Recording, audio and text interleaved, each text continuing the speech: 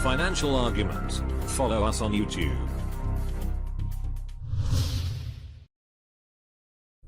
This is the Doc and Eric Dubin with the SD Weekly Metals and Markets Wrap. Joining us today is a special guest. He's the newest member of the SD team, Elijah Johnson. It's great to have you on the show, Elijah. Thanks, John. Thanks for having me. All right. Well, for those listeners who are not aware, haven't seen, Elijah joined the team, and he's providing just about daily exclusive interviews. He's provided some really big ones this week. Everything from John Rubino, Sprott's John Embry, MTB president, and MTB is one of the U.S. Mint's APs. Their president, Roy Friedman, some insider info on the wholesale market, especially with silver. He had Rob Kirby on, Bick Swear, and a lot more to come. So it's going to be a lot of fun and a great addition to have you join the team, Elijah. Well, great. It's been a pleasure joining the team, definitely. All right. Well, let's start off with the markets here, guys. And we were just chatting before the show that hasn't been a lot of excitement in gold and silver, but it certainly looks like silver particularly has bottomed. I was listening to Eric Sprott a little while ago in his comments this morning, and he concurs or agrees that gold and silver have bottomed and likely have a good quarter in store here. So what's your take here, Eric, on the trading, not only of this week, but kind of as we zoom out a little bit, a big picture here after just the brutal beat down the metals have sustained over the last month or two? Sure. Tuesday before last Tuesday, we bottomed in silver and kind of flirted with testing that bottom again on an intraday basis that Wednesday following. And all the while, we've been able to see the speculators respond as you would expect them to respond. And they are, looking at that 200-day moving average and buying silver and responding with a continued accumulation following the attack that we saw when we opened October. And we had discussed last week about how the premiums in physical are reflecting the fact that the market is tightening up, and we'll get to that when you do the discussion about what's going on with the physical markets, and that also confirms what we're seeing. The miners also are reflecting bottom fishing behavior, and all of this is really healthy. It's interesting in the timing and the sequence of how this is all unfolding in relation to the November 8th election. And I suspect that as we get closer to the election, people are going to get unhinged and a lot nervous about what's going on. And that'll probably translate into some pressure on the standard equity market, and in turn, maybe even some additional interest in purchasing gold and safe haven assets. So I suspect that as we get closer to the election, that also will help serve as an additional impetus for speculators and so forth to continue to push the metals back after this really nasty attack that we sustained at the start of October. What will happen as far as reaction the day after the election is to some extent anyone's guess. Not entirely sure how the election is going to unfold. I certainly am of the view and have articulated on our show even about how the polling is very skewed, and it's fully documented. It's not a supposition to conclude that the degree to which the mainstream media is spinning the election and possible vote fraud and on, the deck is definitely stacked against a victory for Trump. But at the same time, we've seen things that indicate that the popular support for Trump is vastly larger than the popular support for Hillary. I mean, for example, there have been many YouTube video posted from people who are attending rallies that Hillary hosts, and the turnout is pathetic compared to what's going on with Trump. So those are objective measures about what is the zeitgeist in our country and what's going on. And I suspect that the probability of Trump actually winning is a lot higher than pretty much anybody is giving some credence to. And if he does win, that'll definitely be something that's going to be short-term positive for gold, because the standard reaction from conventional traders will likely conclude that that's going to be, possibly opening up turmoil with respect to trade relations and other things that could conceivably affect corporate profits and just the nervousness of no longer having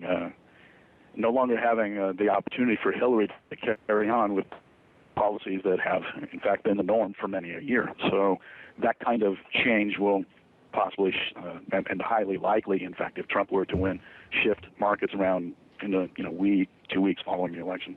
So it's going to be really interesting to see how this all plays out.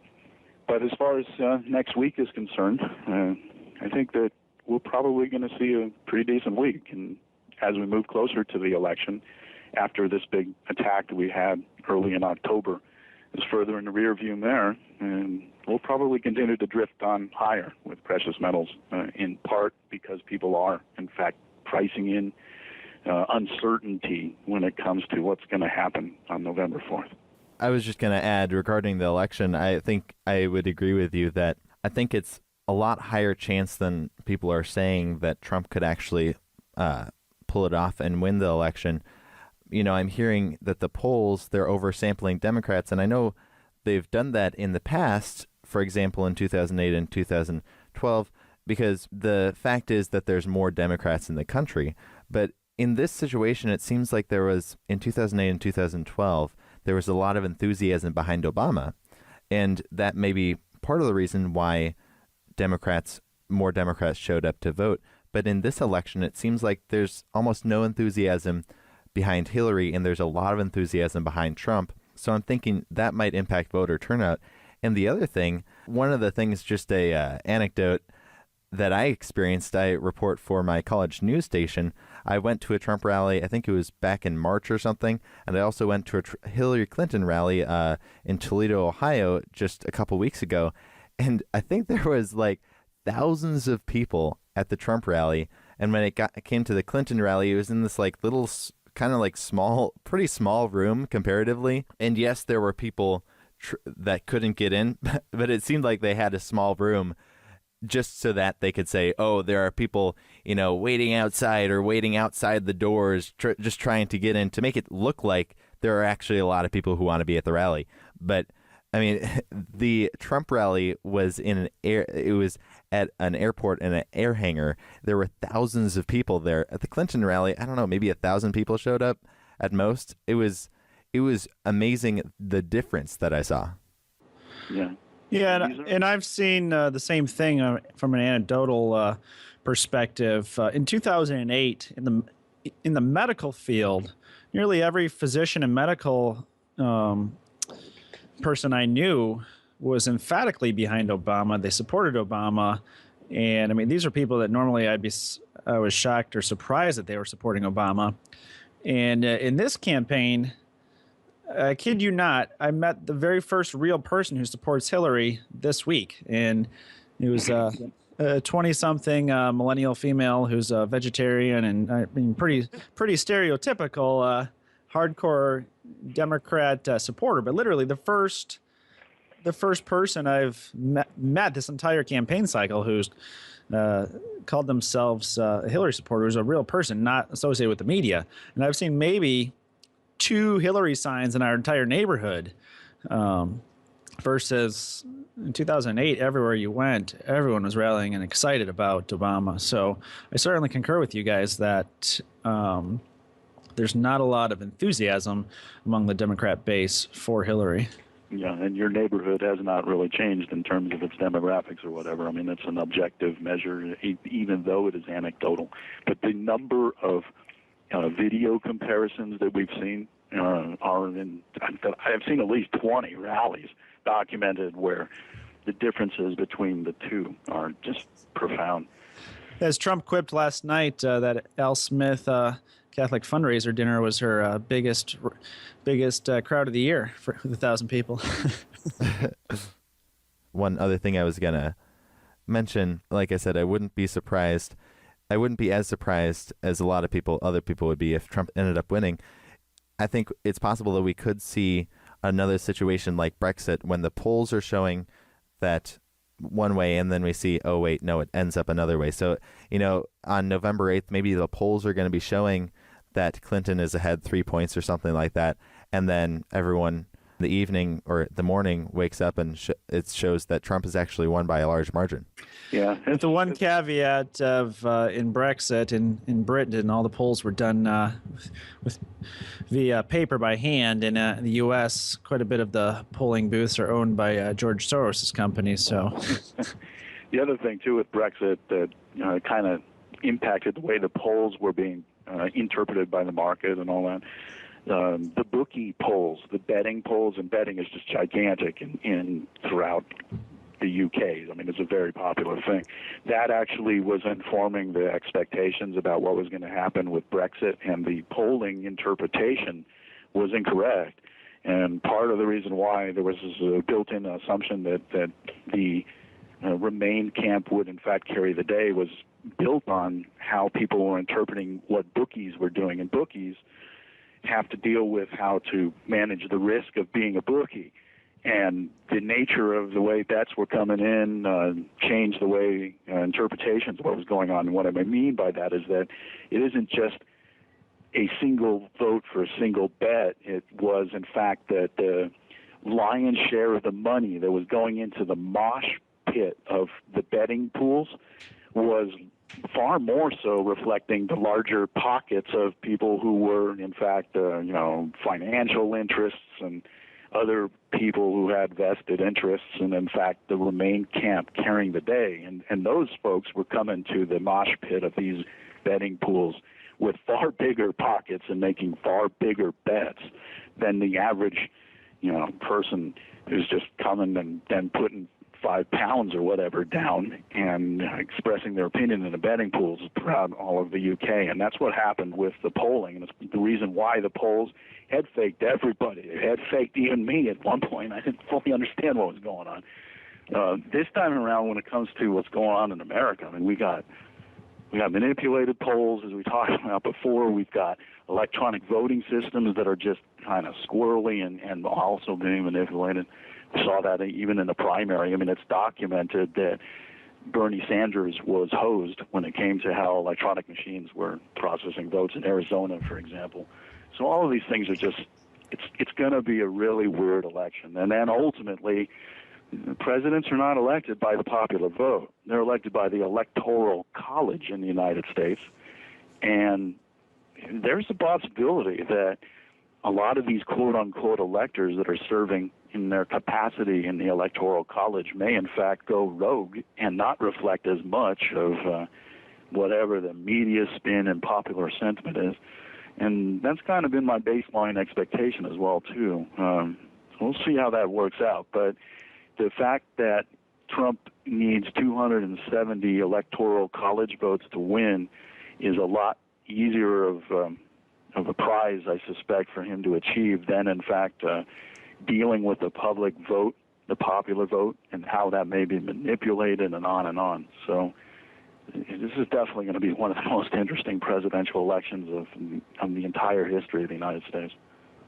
And like Brexit, I think you're in a situation that if Trump does win, you'll see a similar type of market shock to the upside in gold and silver. It might not be to quite the magnitude that Brexit was, just due to the magnitude of the financial impact that Britain leaving the euro was. But I think it'll be a similar type reaction as the market's totally not factoring that into the equation.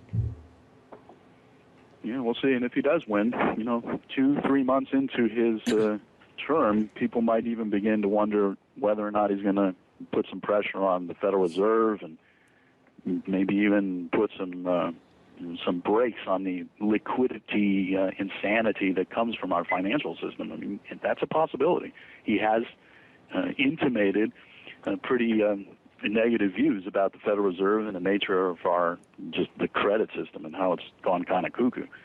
So, initially, if he were to win, I would expect gold to blast higher. And who knows, 3 months thereafter, maybe people are going to begin to question whether or not the entire rhythm of our, boom, bust, bubble, blowing, bursting, and then reflation efforts of our monetary and financial system and the banking system. I mean, that basically is where we have been in the Greenspan era forward. And at the cycle conceivably could theoretically change a little bit, not necessarily completely, because the system is just the way that it is, and we've created this monstrosity that almost needs to feed on itself, to sustain itself.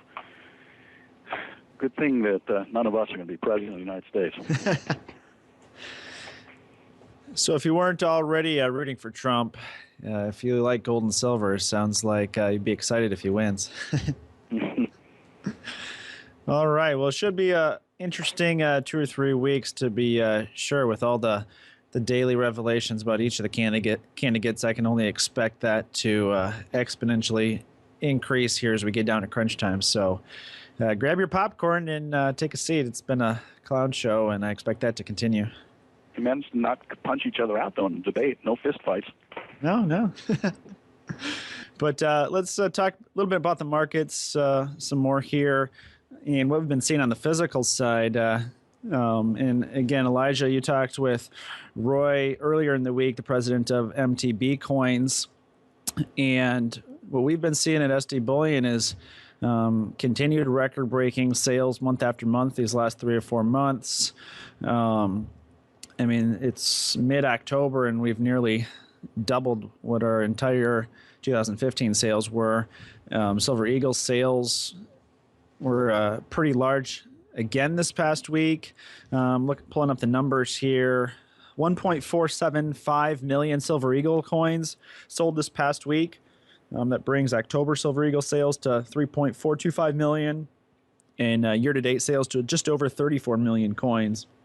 And we're in mid-October here, and as we were discussing before we started the show, the U.S. Mint can only produce about 1 million coins a week under perfect conditions, of all machines running at full capacity, no federal holidays or anything like that. So that drew down their inventories at least 500,000 coins this week, and the week before last as well. So by my estimate, they probably have somewhere between 2 and 3 million coins on Silver Eagles I'm talking about here, still stockpiled up. So you're not going to see big moves in premiums or availabilities on Silver Eagles until the U.S. Mint has sold through their stockpile and puts the APs back on allocation again. So that has not happened yet. The Mint still has a bit of a buffer. And that, again, that's just by my guesstimate and knowing how many coins from speaking to the different Mint APs, what their target was of an inventory build. But we have seen on the private side, silver bars, coins, rounds. Most of the private mints are delayed a couple of weeks. Premiums haven't really moved a lot yet, maybe just a little bit on private products, maybe 20 cents. But 90% has moved quite drastically.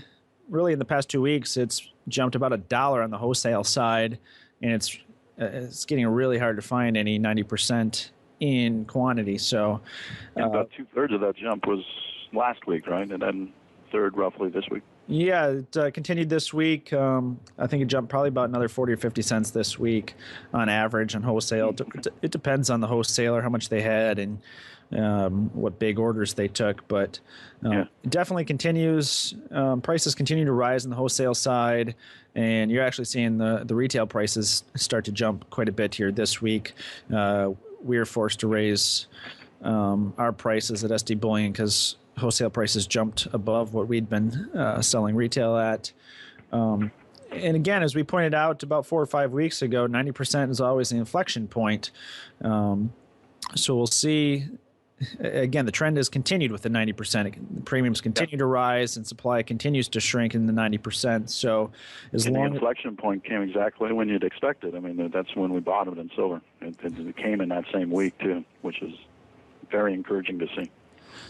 Right. So as far as the overall shortage perspective and outlook, I think the market will be able to recover, and we won't see any type of shortage like we saw in 2015, as long as we did bottom a couple of weeks ago and silver continues to trade 17, 15 handle and on upwards towards 18.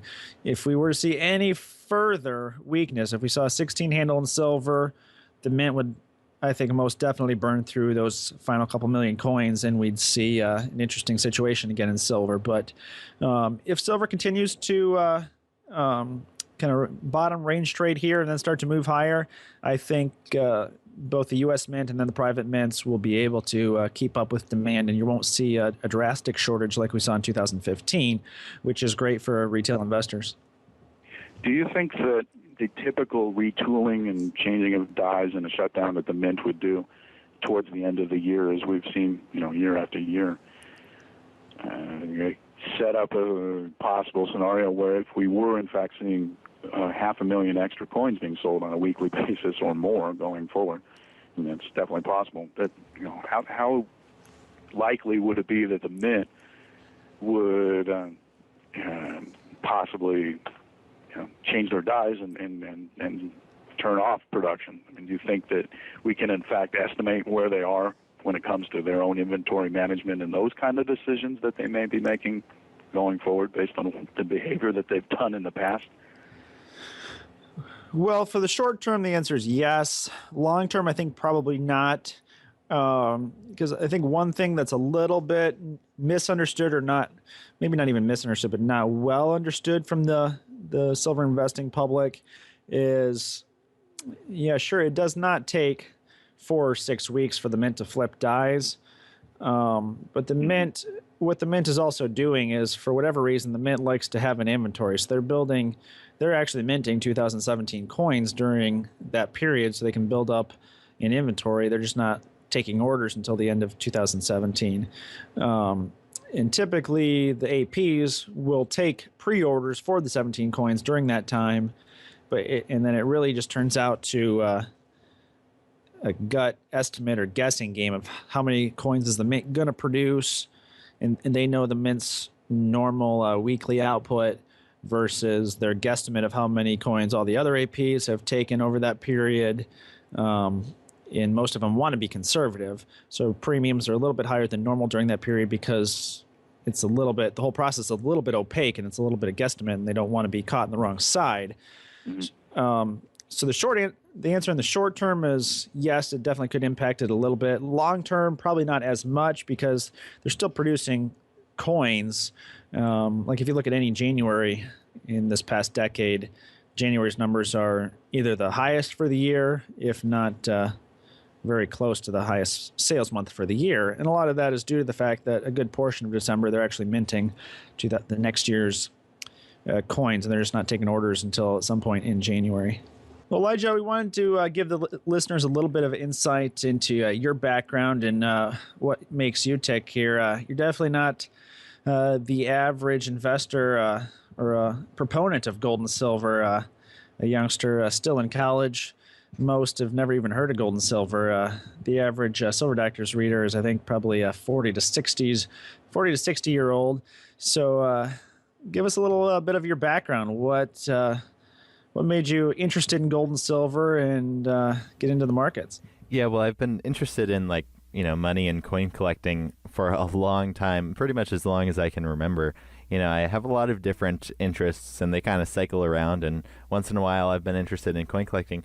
And about in 4th grade, I was actually homeschooled. I didn't go to public school when except for now going to college. I'm going to university. But in my earlier years, I was homeschooled.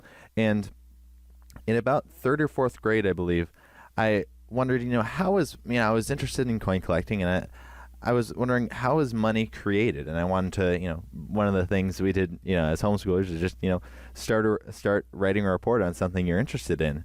And so I tried digging really deep into it. My dad helped with some of the research, and at the end we were like, wait, how does this really work? And when I was finished with the report, I still didn't really understand it.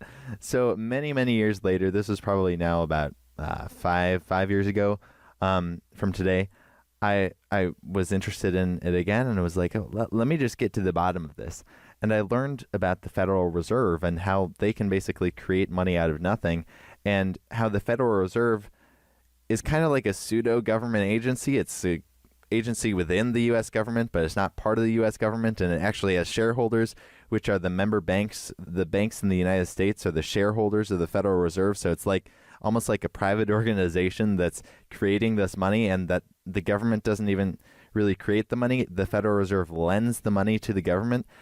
I just learned more about this and how inflation works that when you print more money, then it's basically steals money from all the other money in circulation, all the other people who have savings. It steals from them because the dollars are worth less. So I really wanted to, I saw other people on YouTube, listened to other people on YouTube spreading the message about this, and how it seems like also that it's not just that we're experiencing inflation right now, but that throughout history, when we have a currency that is entirely based on that the government says it is money and that doesn't have anything real to back it, like gold, throughout history, all those kinds of currencies have always fallen to zero. All fiat currencies, all paper currencies have fallen to the value of zero.